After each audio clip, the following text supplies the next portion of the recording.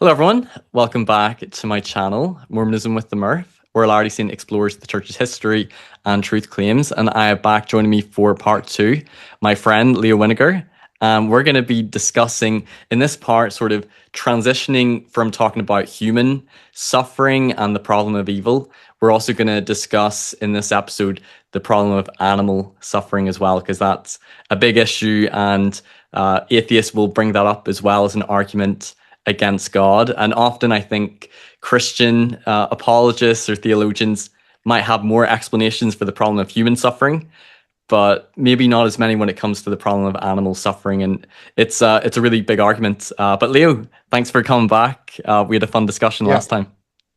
yeah. Last time you referenced me as the bear, and Yeah. and this time I'm gonna say my true name is Leo the Lion. So Oh. if everyone wants to refer to me as the lion, that'd be great. So if last time I said you were like a bear going for a moose or like a lion going for a buffalo, today tackling animal suffering, is this like a lion going for an elephant? Is that what we're doing today? Oh yeah, yes, exactly. Or a whale in the ocean.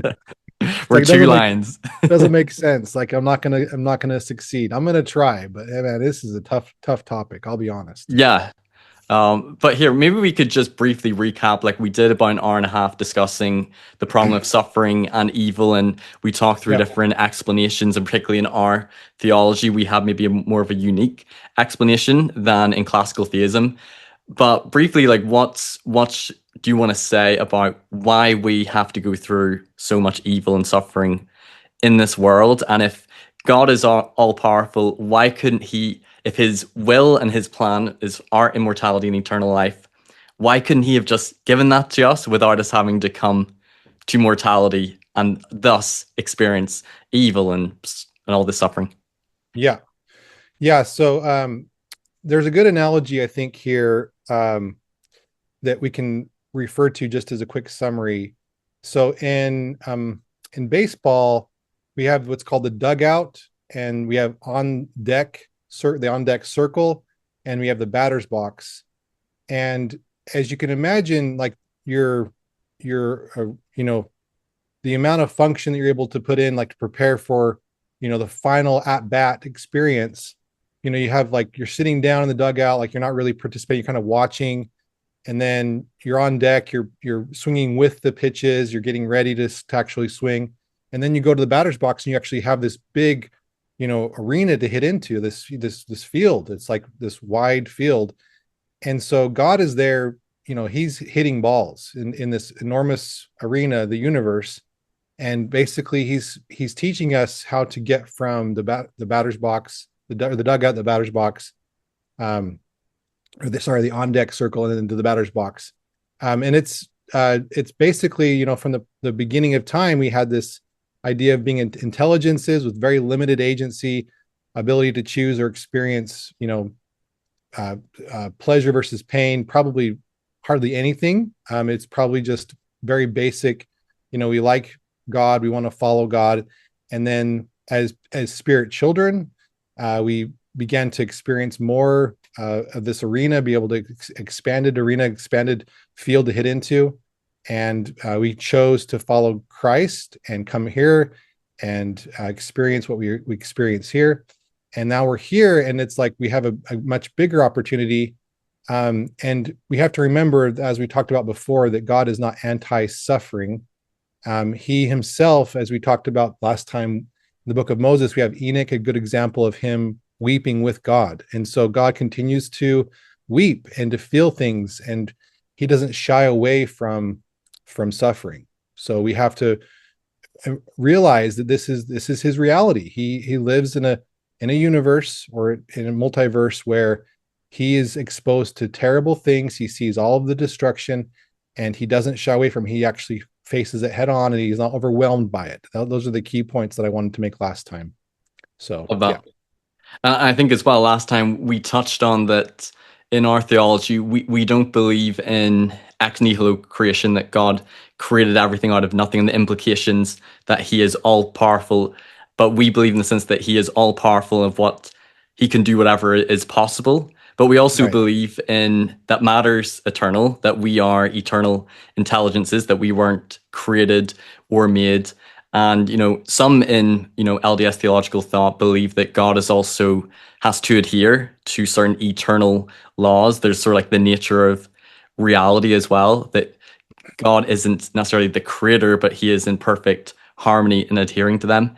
And perhaps when it comes to us becoming like God, one, to receive a mortal body, but to develop the attributes of God, that we couldn't just magically receive that. Like, I think if there was an easier way, God might have done that for us, but it seems that the only way was for us to come to this world, to experience mortality, to gain a body, but that would also entail potential for learning and for joy and for happiness and love and Hmm. experience, loads of positive things.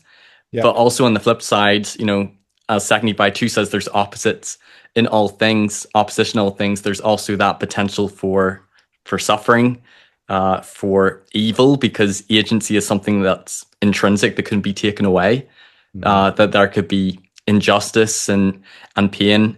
And this is sort of like my theory. I want to get your thoughts on this. That I believe, sort of, if there was this grand council, that we would have been informed about sort of the potential for joy and progression and all the Hmm. blessings of mortality, but also the risks as well, the potential suffering and evil. And I think maybe in like a macro level, the big picture, we knew we were going to enter this realm of like potential injustice and suffering.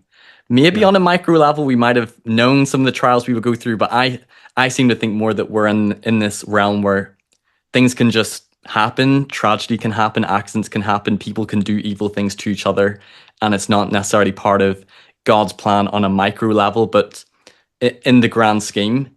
But that suffering is necessary for us to pass through, one, to gain that mortal body. But if we lived in a world with no suffering, perhaps there wouldn't be that development of some of these divine attributes of courage and honesty and righteousness and love, forgiveness, compassion, all those things. Yeah. And perhaps God's purposes for our ultimate spiritual progression couldn't occur without suffering, but Yeah. that God also had sort of a solution for both evil and suffering, centered in through the atonement and resurrection of Jesus Christ. Yeah. Yeah. Very good. It's a good summary and a good recap. And now we have to think about the hardest problem where animals, we don't have any scriptural evidence of animals being there and choosing to come, right? So we have to, we have to account for all these animals and everything that they've been through for millions of years through evolution. And so that's the next step, right? We're going to try to tackle that. Right, yeah, because we don't really Um, have a doctrinal position whether or not yeah. animals are eternal intelligences with us, or if they are just part of the creation. I guess in the Book of Moses, doesn't it say that all things were created spiritually before naturally or temporally? So maybe there Yeah. was some sort of intelligence that they had before this life, but we don't have much on that. Yeah. Like there's been some interesting theories about the progression of intelligence to spirit to physical matter. So there's this old scholar named Cleon Skousen that it's interesting, his approach to this, where he said basically the intelligence is that they trust Christ, trust God, and for that reason they follow him, and that's why the world, when he says let there be light, that's why lights turned on and forming mountains and these things, so that it's like that's the reason why matter obeys and follows, because it trusts the trustworthiness of Christ. And so yeah, that I guess that could potentially be an answer for animals choosing to come here, but we don't have any kind of official doctrine on that. Mm. Well, maybe I could just set up like, Alex O'Connor whenever he did the debate on Jubilee, and he's done his own video on this, and I think other atheists have brought this up, but he's the most prominent atheist content creator that has really honed in on the Yeah. problem of animal suffering, because we might have easier explanations in terms of like soul and character building for human suffering, but when it comes to animal suffering, it's almost like what's the purpose for their suffering? What are they getting out of it? And, Yeah. it's classically brought up like, the animal kingdom can be a brutal world. Like, I've always loved animals. I love watching nature programs. I love going to zoos, but it can be a brutal world, predators eating Yeah. prey. And the classic example, Alex brought up is, the deer who dies very slowly, a tree that falls on top of him, and he's just suffering in pain. And it's like, what is the purpose in God's plan for that awful suffering? And this is something, I've looked around at some different videos, but I've not found really any great intellectually satisfying answers for myself. So interested to hear what's sort of your take on this. Okay, here we go. All right. No So pressure. to help even further like set up the argument, here's a quote from Richard Dawkins, if I can read this. So he said, "The total amount of suffering per year in the natural world is beyond all decent contemplation. During the minute it takes me to compose this sentence, thousands of animals are being eaten alive. Others are running for their lives, whimpering with fear. Others are being slowly devoured from within by rasping parasites. Thousands of all kinds are dying of starvation, thirst, and disease. It must be so. If there is ever a time of plenty, this very fact will automatically lead to an increase in population until the natural state of starvation and misery is restored. In a universe of blind physical forces and genetic replication, some people are going to get hurt.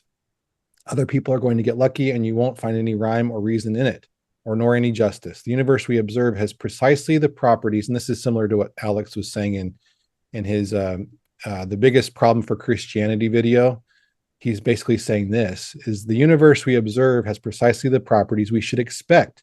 If there is at bottom no design, no purpose, no evil, and no good, nothing but blind, pitiless indifference. So pretty powerful argument, I think. That is a strong argument, and that was a very Yeah. good quote. This is a good way to steelman their Yeah. position. I think it's a strong and a valid argument.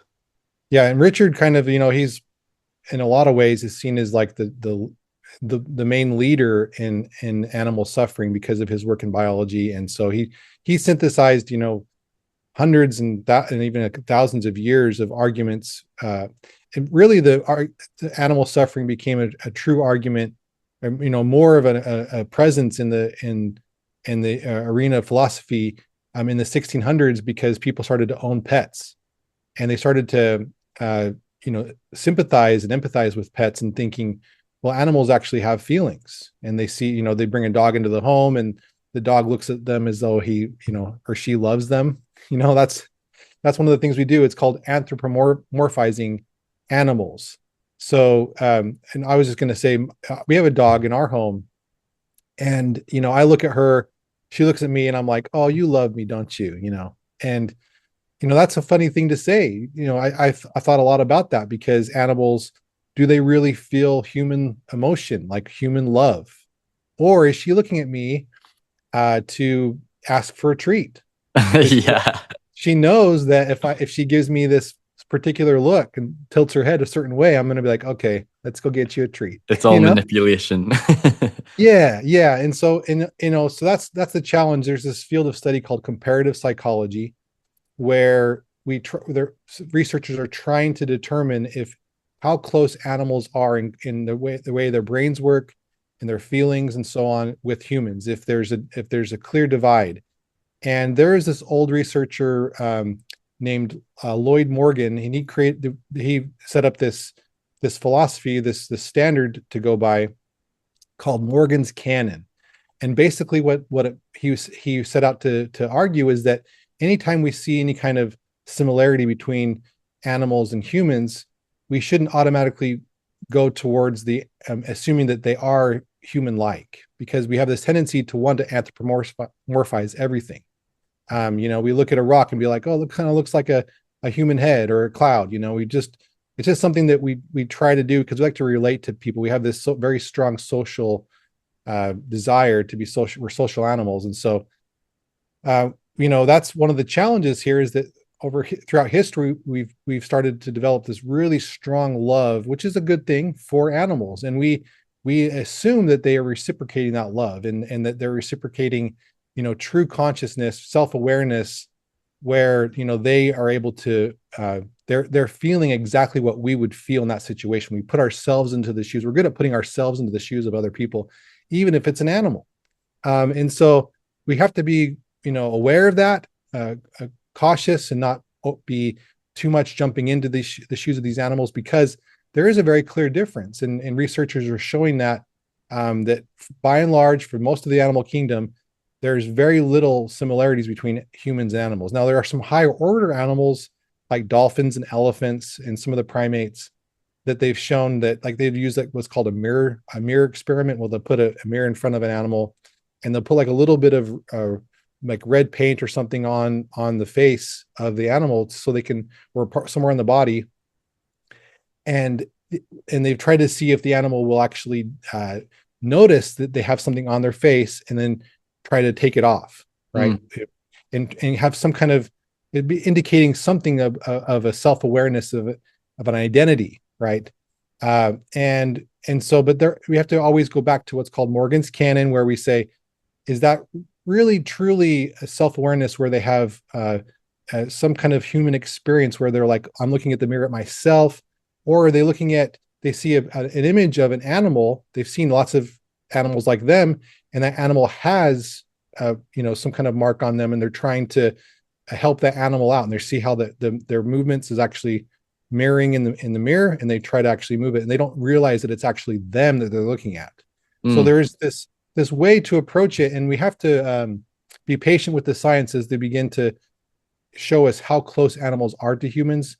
There clearly are some similarities, but there's also some obvious gaps, and we need to be fair in this space. So I'll pause just for a minute just to set this. So you're saying that, like, we don't know if they experience consciousness or emotions the same way that we do as humans. Maybe they do on a lesser scale, but that's something that we don't really fully know or fully understand yet. Yeah, we're still figuring it out. We know that some animals are close to humans, but they're not fully conscious as a human would be, where there's something called episodic memory that humans have, is one distinguishing factor between animals and humans, that they've determined that humans we're able to think of ourselves back in the past, memories of ourselves of how we used to be, and also imagining ourselves in the future. And that's something that animals we haven't been able to measure, that they can actually do that, for example. So there's these very high cognitive abilities, higher level cognitive abilities that humans have, that animals so far haven't shown to experience. So that just helps us to set that framework, because as we talk about now, I'm going to shift to what's the purpose of pain, and hopefully this will all tie together, and we can have a somewhat of an idea of how to answer this question. So pain, as we've talked about before, I think is a neutral thing, and God sees it not necessarily as bad or good. It's not inherently bad or inherently good. It just is, and it's a tool. It's like a hammer. Like, you can use hammers for good or for bad, right? And so I'm going to read. I referenced this guy last time, but his name is Chongyam Trungpa, and he's a Rinpoche is the term for like a Buddhist teacher. And he says, we all experience negativity, the basic aggression of wanting things to be different than they are. We cling, we defend, we attack, and throughout there is a sense of one's own wretchedness. And so we blame the world for our pain. This is negativity. We experience it as a terribly unpleasant, foul-smelling, something we want to get rid of. But if we look into it more deeply, it has a very juicy smell and is very alive. I think it's awesome. Negativity is not bad per se, but something living and precise, connected with reality. So he would say, as you're going through life, you notice that there's some pain, and you like reach down and, like, for example, if you were to just try this with me now, Stephen, and grab your hand and just start to put some pressure, right? And you start to say, very simply, well, I'm starting to actually feel a little bit of pain if I start to push really hard. And it's on a spectrum, right? Like, you can just touch your own hand. It's like, oh, that feels okay. But as you start to push and push and push, you start to feel pain, and I think it's a brilliant mechanism that God has designed to help us to be aware to protect ourselves, right? So pain can be seen as a very bad thing in some situations, but it can also be seen as very good. So I see it more like neutral. Like I say, pain is instructive. And we've talked about the fawn in the forest example, which is it's a good visual, because this idea of, and there are pictures, like there's a picture I saw this the forest fires in Australia, and they had a picture of this kangaroo that was trying to escape from over a fence, and had its hands up on, or paws up on a fence, and it was actually burned alive standing there trying to get over this fence, and it's just like black, right? And so you have these images, and you've seen animals suffer, and it's like, again, we have such strong emotions and love for animals that it can really impact us and how we feel about this situation. But we have to remember that pain is instructive. So the fawn in the forest example, that is often used, there's some fire, and the fawn it's natural evil. There's no human involvement. Lightning strikes and the fire starts, and this fawn is then burned and has smoke inhalation, or has like a hurt leg, and then slowly dies over a period of 2 to 3 days. And the argument goes as follows. So this fawn is feeling pain, right?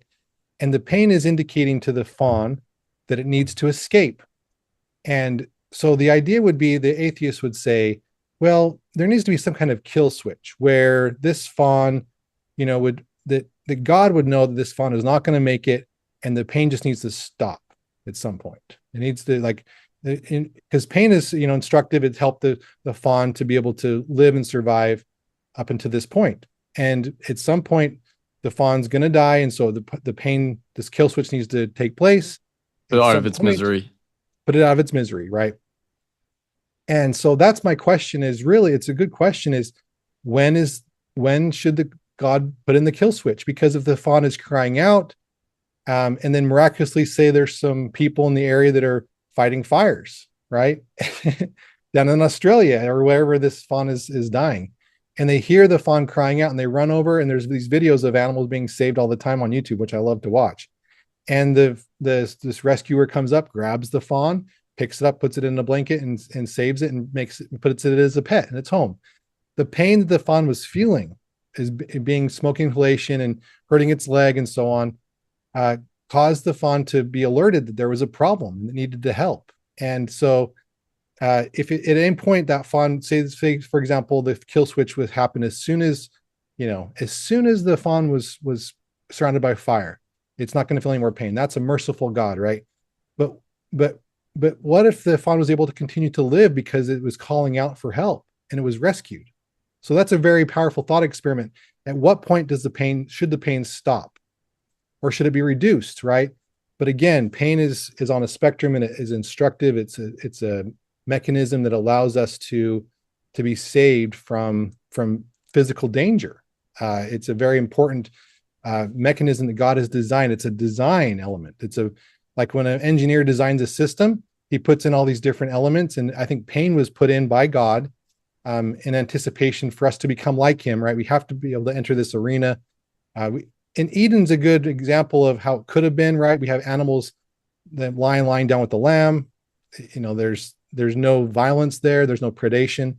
But really we have now, because of the fall, and we're trying to become like God. We have this world, these general conditions that have been set, allowing us and animals to experience pain, to become, to reach our telos, which is like our ultimate objective. And for us and us as humans, we're trying to become like God.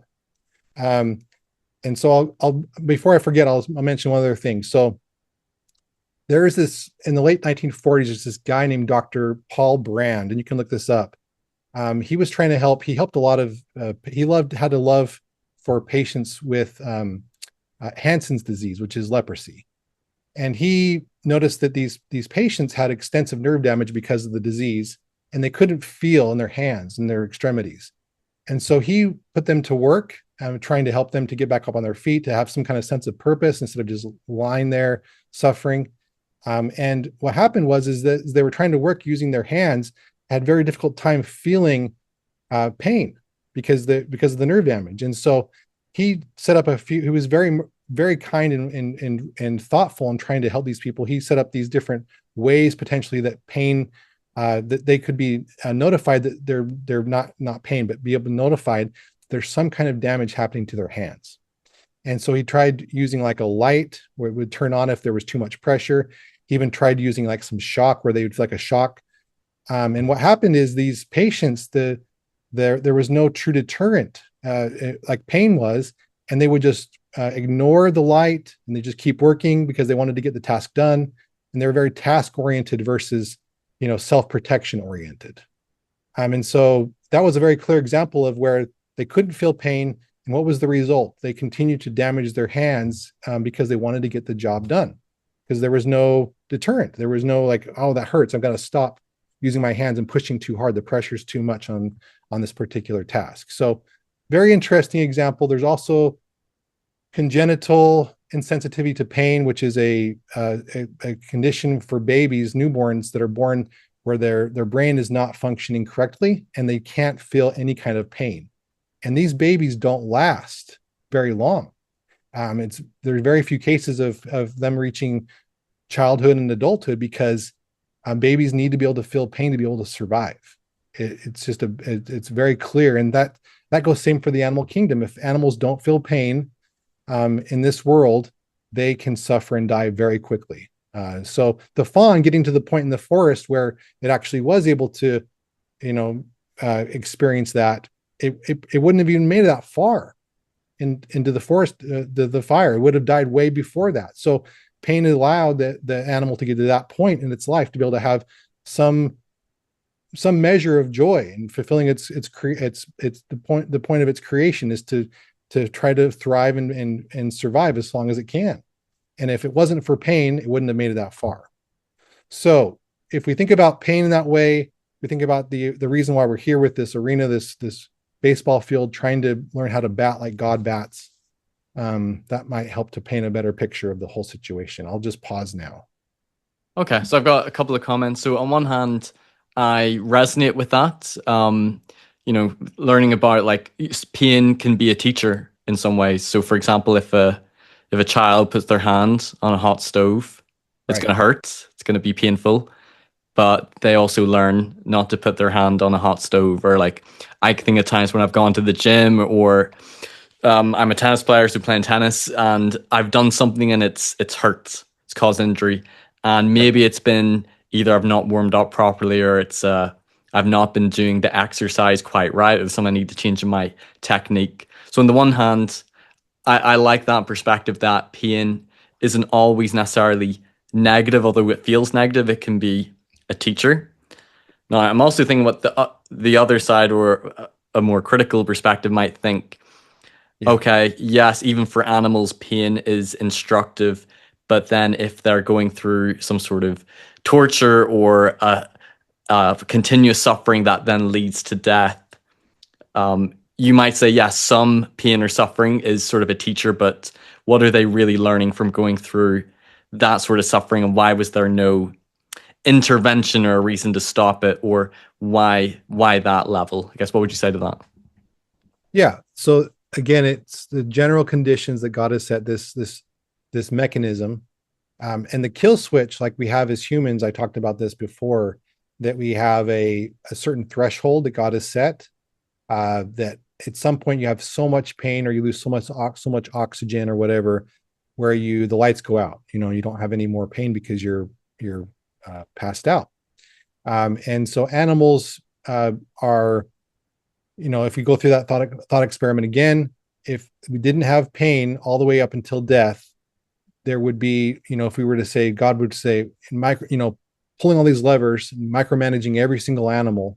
And that's the challenge too. I'll just mention this, is we have this beautiful theology of the God's eyes on the sparrow, the lilies of the field. We have these songs that we sing where God is attentive and notices every single animal in his kingdom, in his creation, right?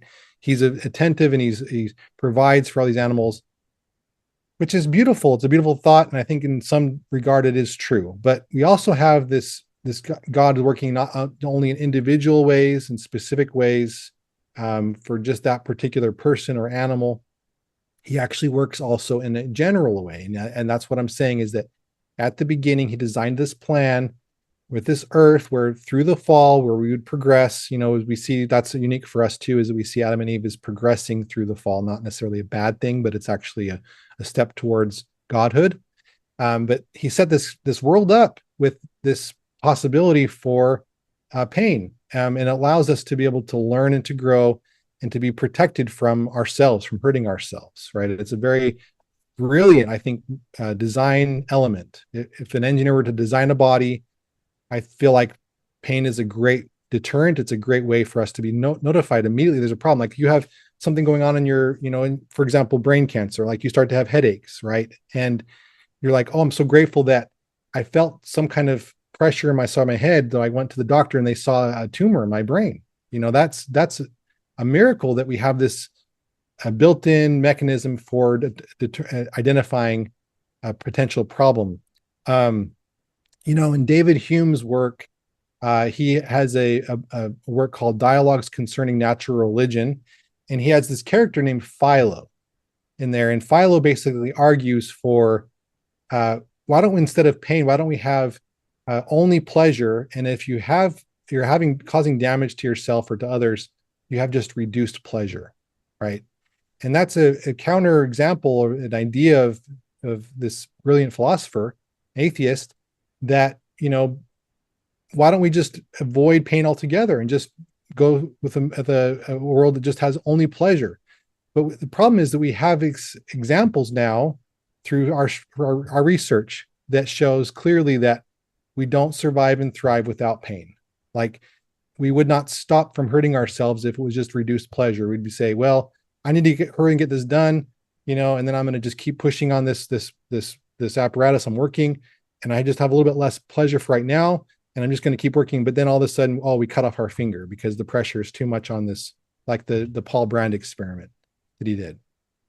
So we have this idea of God would, if he's all loving, he would just provide only pleasure, and it just doesn't work. If you think about it, think through it to the end. If it was only pleasure and no pain, I think we would not be able to grow. We would not be able to protect ourselves from danger. It's clearly in the science too. I mean, the science definitely points to that through comparative psychology and other research that's been done. So, yeah. Okay, I'm trying to think if I've got any more thoughts or questions on this, because like the one thing I was going to bring up, and you sort of already kind of answer this, is someone might say, why not be in a world where we don't experience pain and only experience pleasure or good things? And it makes me think a little bit about 2nd Nephi chapter 2 again, where it talks about like part of the purposes of this life and experiencing happiness or righteousness or pleasure, that those things can't exist without there being the opposites as well. For there to be happiness, there also has to be sadness or sorrow. For there to be righteousness, how can you call some righteousness if there's not evil or wickedness? And is there really pleasure without there being the opposite of pain? And like you said, in maybe a macro level, that there might be a bigger purpose to it, or it can almost be a teaching tool. But that also means that there is the risk or the capacity for certain people or certain animals to experience a lot of pain and suffering, because it kind of, in this world, we experience both in a way, and perhaps God couldn't eliminate suffering and pain being a part of this mortal realm. What do you think on that? So given X, which is growth, we have to be able to achieve X, right? We have to solve the equation. If for growth, you have to have pain. In the garden, they were innocent. The lion laid down with the lamb. There was no, and there are promises that animals will return to that, which is fine because they don't necessarily have souls and they're not going to be exalted. They don't sin, right? They don't have the same cognition that humans do. But for humans, we needed to be able to come here and be able to experience what God experiences, but in a microcosm, right? We have this small arena now. We're going to his big arena after this life, where we have the opportunity create and to experience things as he experiences them.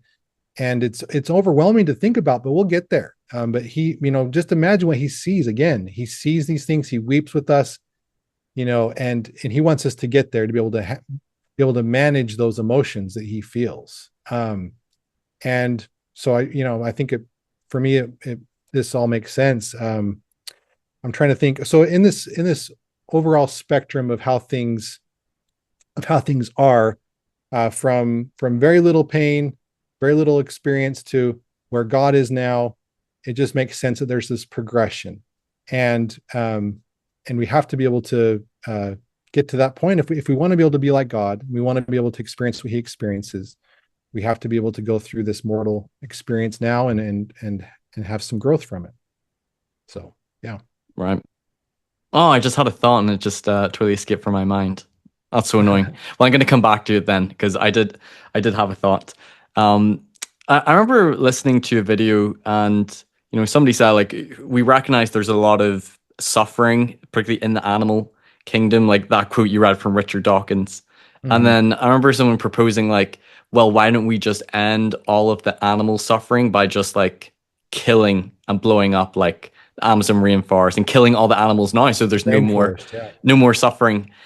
And maybe there's some people who feel that way, but I think, the vast majority of people do not feel that way or would want to do that. And despite the awful suffering that we see, on the one hand, we feel that life is worth it and life is worth living, and all the beauties and also all the suffering that exists to us seems like that is better than there being no life at all. Like, what are your thoughts on that? If someone argued that, hey, if we just blowed everything up, even maybe humans, that Yeah. would then eliminate, there wouldn't be all the suffering and evil anymore. It would all just be over and done. Well, that's what AI is supposed to do, right? Is that the eventual elimination of human, violence and fear and all these negative emotions. AGI is supposed to come. We've seen, we have movies of this, right, where they say, well, humans are a mess. They kill each other, they suffer. The greater good here is to just eliminate that suffering, and let's just end the humans. So yeah, like the rainforest is a great example. There's so much death and carnage every day, but the ecosystem is beautiful to us. We go there, we study, we see these animals thriving and also experiencing pain and dying, but and the predation and all these things. But God called his creation very good.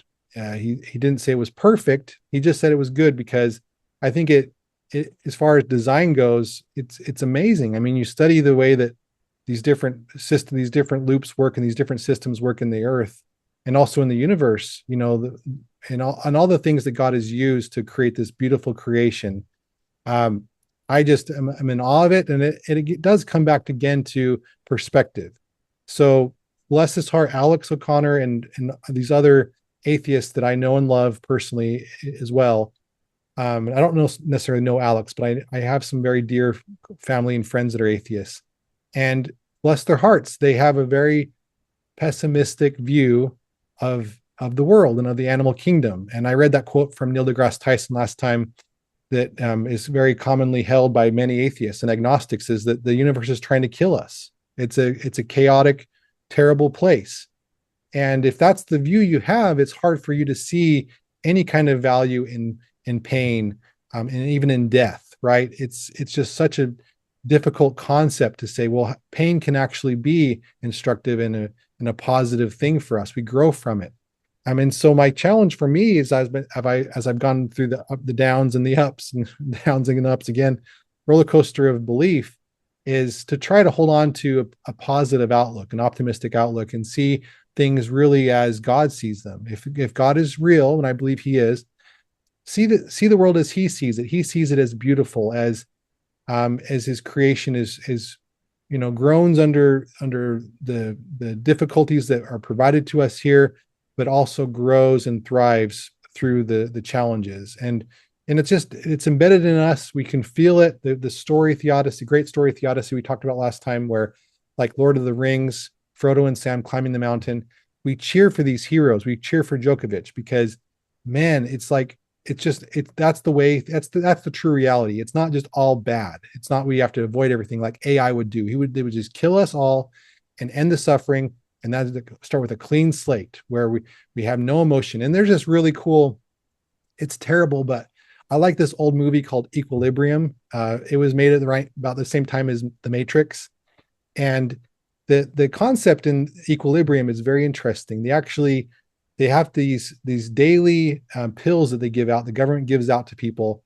They have to take these pills, and it deadens all of the human emotion. It something that the government has decided to do because humans are too unpredictable. And so you have the whole premise of the movie is this: they have these like centurion guys that go out, and they've been trained for battle because they'll go out and find these contraband areas where people have been hiding paintings and books and music, and they've stopped taking their pills, right? It's a really interesting concept because generally in humanity there is no pain, there is no suffering, there's no joy either, and it's just basically just humans there to eat, to work, and to reproduce. But you have these little conclaves of people that have been hiding away from the government and have stopped taking these pills, and they live happily, and they also experience pain. And one of the main guys, the what's his name from the Matrix? I'm trying to remember his name now. I remember everything Oh, else, but his name. Neo or something. Yeah, what's the actor's name? I can't remember. Someone will. I can remember. Oh, flip. I It's need the to look it same up. actor in the Matrix, but he's the main guy in this movie called Equilibrium. It'll come to me, but he actually stops taking his pill by mistake. Keanu Reeves. Keanu Reeves, yeah. So Yeah. Keanu Reeves, he like smashes his pill by mistake, like he steps on it or something one time, and he gets just a little bit of a glimmer of what emotion feels like, and so then he sneakily skips the next pill and the next pill, and he's like one of the main fighter guys, and so then he ends up fighting against the government. And I don't want to spoil everything, but if you want to watch it, I think it's kind That's of a good movie. it's yeah, the premise is really cool. It's not the greatest production or whatever, but it's from the 90s. So, So but your point is like, yeah, rather than being a robot or someone who doesn't feel any yeah, pleasure or pain, joy or yes, suffering, it's better to experience life in its fullness, to experience, emotions, joy, and also suffering. It's better than experience none of that. Is that sort of the point of the yeah. movie? And I think if you were able to ask an animal, would you rather have no pain and no, because I think animals do feel happy. I mean, I look at my dog. Her name is Maggie. She's cute, and when she's happiest, she actually smiles. She's smiling. It's crazy. I like when dogs do that. It's always when they're panting as well. They're Yeah, it like looks. I happy. mean, I think it's a smile. I mean, maybe I'm anthropomorphizing her face, but I think that the dogs do feel a range of emotion. And if you were to be able to ask a dog, say, "Hey, do you want to have no pain?" and just and then you wouldn't be able to have as much happiness because you don't when without the pain you don't know the happiness. I think animals would say, "No, I've chosen to come here to be able to have these experiences. I have great, fulfilling the measure of my creation. I can look out into the beautiful forest. I can see the plants and the animals. I can attack that rat or whatever it is. Like it's fun for these dogs and other animals for to be able to experience life. And that's what God is doing. In the small way, animals have this their own little arena. Their cognition is limited compared to humans. But within that sphere that they have a certain, like it's like on a range. Like we're there, everyone's like in neutral position. Like we're right in the middle, right? We have the negativity on this side, negative emotions on this side, and the positive emotion on this side. But it's a beautiful equilibrium. Like I just used that word again from that movie. It's That's why it's called equilibrium, is because we're right in the middle. And if we can experience the negative sometimes and the positive sometimes, and the challenge is when someone's mostly on the negative most of their lives, it's chronic pain or whatever. And that's where I lean more into the general conditions, right? God can't tweak every single individual situation without thwarting his plan. He has to be able to let the clock run, let the chess game play out. He cannot micromanage every single situation. Otherwise, he loves agency more than he hates or dislikes pain. He would rather have us have this range of emotion and ability to choose and experience and become like him instead of eliminating pain. Satan's plan, and this is what Hayden and Jackson Paul said, is that that's Satan's plan is to eliminate agency and to eliminate the possibility for pain and for suffering. He said, let's just all get exalted, and that's the skipping the line. We talked about that before we started the recording. Let's jump to the front of the line, everybody. Let's just become like God, and everyone will be exalted without having to go through all of the challenges that free will provides. And that just doesn't work. We've seen it in science. We see it in our own, as we think about it in our brains and experience our own lives. We have to go through these experiences to become like God. Right. I want to come back to that last point, but I remembered what I forgot about. Okay. So the thought I had before was, do you see animals as perhaps being just products of the creation, and they are just habiting this fallen world, but then there could be a redemption, they might be in heaven? Or do you take more of the view that perhaps they could have been these premortal intelligences? Perhaps there was also their part of the plan as well, and for them to reach the full measure of their creation or their potential, there is also a need for them to come and gain a body and go through their own experiences. And similar to us, they're in this realm, this mortal realm of a capacity for positive experiences, but also suffering. And that then ultimately this is going to be for their progression as well. Or what do you think about that? Well, yeah. And then I think I mentioned this last time, but can you imagine a world for mosquito, like an exalted world for mosquitoes, where they all just feed on each other or whatever? Or like there's like, you know, It's hard to I don't know, imagine a like pools celestial of blood. mosquito. Yeah, pools of blood they can just go and suck. I don't know. That to me doesn't make much sense. I don't. We know about dog. Alex calls it doggy heaven, and it's it's kind of a pejorative. He's trying to, make fun of our ideas, but. And I think Alex is generally great, but in this one, it's a little older video now, and he's a little more sarcastic and a little more biting and he's kind Yeah. of softened up, I think, with some of his dialogue with at least Yeah. with some of us and like Jacob Hansen and stuff. So, but I think, if we were to imagine these worlds afterwards where animals would go to be exalted and to, be free from physical pain and so on, I think it's possible maybe for the higher order animals. But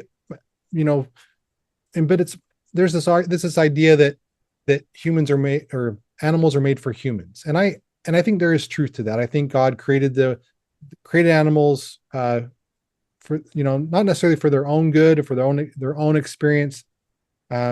Maybe perhaps, as intelligences into spirit, into mortal bodies, perhaps there is some kind of eternal progression for animals. I'm not saying that there is not. I'm just saying most likely God created all these animals for our good, for humans, and because we are, like him, and that's his whole plan, is to exalt humans. And it's not that animals are worthless; they are valuable.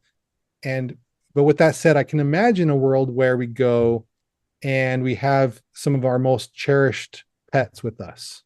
Like, we love our dog so much. My daughter Charlotte, she loves Maggie so much. She's raising this dog as she's growing up. She sees herself in this dog. Our dog has a lot of anxiety and other funny quirks, and Charlotte kind of feels a lot of the same things as this cute little doggy we have. And I can imagine a world where, after this life, where she goes and she has Maggie with her, and to be able to visit with Maggie and play with Maggie again. I can see that being possible, but it wouldn't necessarily be for Maggie's sake, but more for my daughter's sake, because I think God loves humans infinitely, but he loves his creation animals also, but not like the same thing he doesn't love it at the same level as a human, because, we're just different. We're ontologically different. Mm.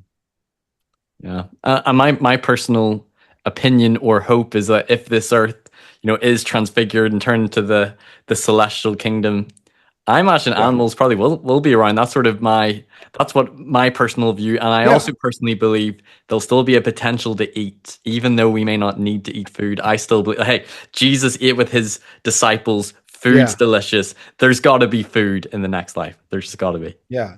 If everyone should watch, there's another movie I'll reference, but it's called Defending Your Life.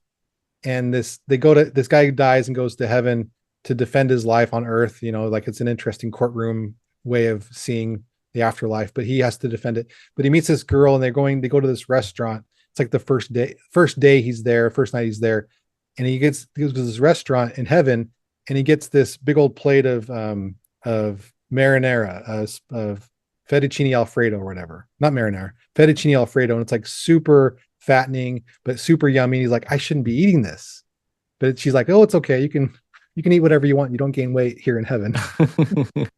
But then there's question marks about like, hey, what about burgers? What about like chicken and hot dogs? Like, oh no, we can't eat Yeah. animals anymore. It's The like, oh impossible. man, We'll have to eat the impossible burger from Burger King that doesn't have any meat. we're all gonna be vegans. No. Well, I thought it could be good to finish on. You kind of alluded to this before to talk a bit about like the law of triumph, and I took this idea. I listened to a video I think from Inspiring Philosophy, but last time I sort of give the tennis player or tennis champion analogy for Djokovic, and Yeah. this week we watched Hercules on Sundays, and I saw like a lot of parallels between like this analogy, like the law of triumph, and the story of Hercules, because it's sort of a question like which I asked at the start, like why, if God's work in glory, if his purpose for us is to have immortality and eternal life, to have fullness of joy and become like him, why did we have to go through this mortal realm of suffering and pain and evil? And I was watching, the movie Hercules, and there's some similarities. Like he's a god. He was sort of living with Zeus, and then he was brought down to earth. Now he was taken in our theology. We chose to come. We weren't stolen. But he has like this divine potential or capacity to be a god as well. And then whenever he sort of discovers his potential, he wants to become a god and return back to be with the gods. And Zeus tells him, in order for you to become a god, or you have to become a true hero. And then, Hercules in the movie, he goes through training to become a hero. He fights monsters, he even gets eaten. He then at one point loses his strength, and then Meg, who he's falling for, kind of like betrayed him. So then he feels betrayed, and then when he loses his strength, he's getting beat off by this big monster. And then to make things worse, his love Meg dies at the end, and he went through like a lot of suffering. And then at the end of the movie, he sort of sacrificed himself to save her. And then, sort of, the moral of the story is he became a true hero, and then he was glorified and returned back to be with the gods. And then Yeah. Meg survived. And, because some people might say that, well, why do we go through so much suffering? And then often we'll say, but the glory and all the joy and the blessings in the afterlife will completely compensate for it. And I think that's true. I mentioned to you before we recorded that atheists will often give the analogy of like somebody who breaks into your home who's like a billionaire. They destroy everything in your house, but then they give you like 100 million as compensation. And you're like, oh, great. But did you have to destroy my house? Couldn't you have just given me the money without destroying my Mm. house? And some might wonder, why couldn't we just become like God without going through this? And I think when it came to like the movie Hercules, it's like, why couldn't he just become a true hero or become a god without going through what he did? But in some ways, he wouldn't have became a true hero had he have not gone through and Yeah. overcome those things and triumphed over it. And in a similar way, I guess we believe that ultimately we can triumph over the suffering and evil, ultimately through the atonement of Jesus Christ. And as we put our trust in God and follow them, that we can triumph over those things. And the things that can't be overcome in this world, we believe that Christ, through his atonement at resurrection, that people can triumph over the suffering, that there can be reunion of loved ones, that death isn't the end, and that all pain or injustice or emotional scars or broken hearts, that all those things can be made up in a way that we can be perfected by that suffering. And in many ways, I think that resonates with us because some of our Mm. favorite movies or books or whatever it is, it's all about someone who goes through suffering, but then they triumph over it. And is that maybe part of our spiritual DNA, I guess? What do you think about that? Yeah. No, I think it's awesome. Like we love the movie the Rocky movies. I let my littlest guy Jones, he's 9. We watch the training montage on YouTube. Like there's one where it plays the Rocky music, and it shows him training to fight Drago and all these different, the Apollo Creed, and then goes through and then he fights Drago at the end. And like, man, nothing stirs up emotions inside of my little Jones more than watching that montage. He wants to wrestle me afterwards. He like wants to like, win the world. He wants to triumph over the world because it's so inspiring, like to watch Rocky. He's like, especially in Russia, man, when he's doing those like the sit-ups on that balcony, like from down all the way up. And I'm like, I'm not like that at all. I'm terribly weak compared to Rocky, but like I haven't, it's just so inspiring, man. I love these stories so much too. And it's just part of us. And it's like so intuitive. It's so it's common sense. Like it just makes so much sense that we're here for triumph, to be able to learn and experience these things, to go through the veil of sorrows, and then one day, meet at the feet of the Savior with our loved ones and say, man, that was a wild ride. It's like going on a roller coaster. Like, man, I survived that, but I'm so glad I did it. And I think unique to our theology as well, if our understanding of the plan of salvation is correct, which obviously is faith, whether or not you believe or not, but we believe we all chose to come to earth. So in a way, I would imagine, God would have informed us, at least in a macro level, the potential suffering and evil. We sort of believed that the glory and the blessings and the potential outweighed the potential pain and suffering from an eternal perspective. Yeah, you ask your kids, do you want to go camping this weekend? And there's a potential for bugs, and you might see some fish, and you might trip and fall. They'll be like, yeah, I want to go. I want to experience all those things. It's exciting. It's an adventure. And like some kids probably would say, no, I'd rather play screens all day. One of my kids probably would say that. But in general, I think we have a sense of adventure. We want to be able to go out and experience things, and to thwart that is I think is the true evil. I think eliminating pain, eliminating suffering, I think that's the potential to feel those things. At least I think that I don't think we should not fight against unjustified or gratuitous suffering. I think that's very clear. But I think for us to eliminate these things, to try to eliminate any negativity at all, it's I think that's the true evil, to be honest, because when we're dead inside, we have nothing to live for. We live in a constant state of pleasure. There is no pleasure, because we're swimming in it, and it'll wear off. I think we have to be able to experience the full breadth of emotion, the full depth and breadth of emotion, to be able to even enjoy this life and also the afterlife. I can't see myself in a heaven. It's called the white heaven versus the jeweled heaven. I cannot see myself in a white heaven sitting on a cloud playing a harp with no deep emotion forever. That is the worst way. Imagining myself in that situation forever is seriously, it's hellish. It's terrible. I just can't imagine it. And no offense to our Protestant friends, but man, I want a heaven where we can eat, where we can, play board games. I want to do all the fun things, go on a hike, all these beautiful things that we've learned to love in this life. I would love to experience all those things, and that would be a true heaven for me. So I love that. And yeah, I guess we're not trying to justify or explain real awful or horrendous evil and suffering, but at the same time, I think if we lived in a world where there wasn't any suffering or pain, would there be growth, but would we also develop attributes of love and compassion and empathy and service and caring for each other, forgiveness when somebody does wrong things to us? We're also inspired by the people who go through suffering and how they overcome it as well, how they respond to it. And yeah, I think this is still a huge topic. There's so much to say on it, but I think it's been good to at least discuss it and share our views. I don't know if we took down the elephant today, but maybe we give him a bit of a bite or a leg or something. Before I forget, this is the time to probably share this. The last thing I'll share is that, if that's okay. I know you have to go. Yeah, no worries. Is the thought experiment is, we obviously can't have a world that's infinitely perfect, like, because we're not God. We're not like God, right? Yet. And so we had to create a world that's kind of like meets us in the middle, where it's not really, really bad like the surface of Jupiter, like we talked about, where it's toxic gas, green goo falling from the sky. That doesn't work either. So we had to find a Goldilocks zone.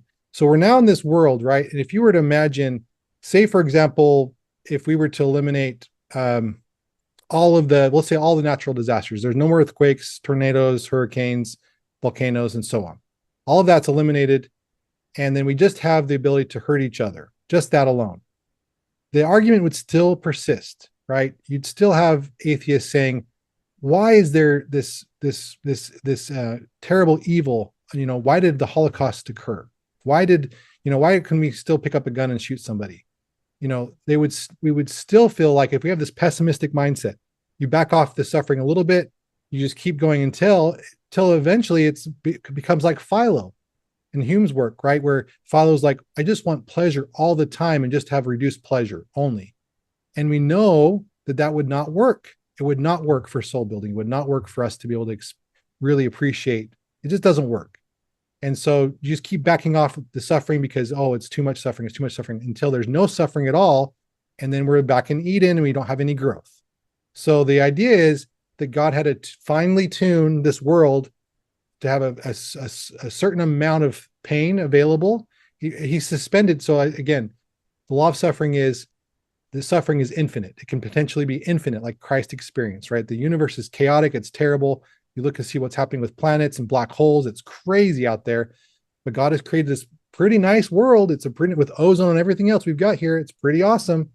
And we still have the range where we can experience a fair amount of pain, but also I say on the equal side is an equal amount of joy and blissful experiences on the other side. So, but if you start to limit this arena, like a baseball field, start to limit that, and it comes together, eventually you have nothing, but you have AGI running the world with no emotion at all. We know what that leads to. It leads to a terrible living situation. There's no growth, and it's really truly unhappiness. There's no unhappiness, but that's like dead inside. I don't want to be like that. So does that make sense? You kind of back off from the pain slowly. That's where we acquiesce and we give the atheist, we could eliminate tornadoes. That would help a little bit. We could eliminate, whatever it is. No more guns. The guns were just erased. We just get rid of all guns. That would eliminate a little bit of suffering. Yes. Okay. Just keep reducing liberty all the way down, and the ability for us to experience pain all the way down. There's nothing left, no more pain. Then the Book of Mormon's true. There is no joy if there's no pain. Well said. Well, Leo, I've really enjoyed these two conversations on this. I think it's been fun. It's been good for me to think about these things, and probably in the future I'll do more episodes or interviews talking about this, because it's a huge topic. And I think often in Latter-day Saint apologetics we don't deal with this too much, but this applies to our worldview as much as it does to any other worldview as well. And I appreciate you coming on. Thanks, Stephen. Good to be with you, buddy. Yeah, and listeners who've been watching as well, give this video a like, comment, subscribe as well. And if you want to donate, you can via PayPal or Patreon or GoFundMe as well. And I'll see you next time on Mormonism with the Murph. Take care. Bye-bye. Thanks everyone for watching this episode. If you've enjoyed it, please give it a like, share it with others who might benefit, and don't forget to subscribe so you don't miss any future content. You can also listen to these episodes on podcast form on Anchor or Spotify, and you can follow me on Facebook, Instagram, and TikTok. Check out my website for more content, personal blog, and more. And if you care to donate to support me, you can via my PayPal or Patreon, or through the website. And you can also give donations via YouTube through Super Chats. Thanks for watching Mormonism with the Murph. Take care. Bye-bye.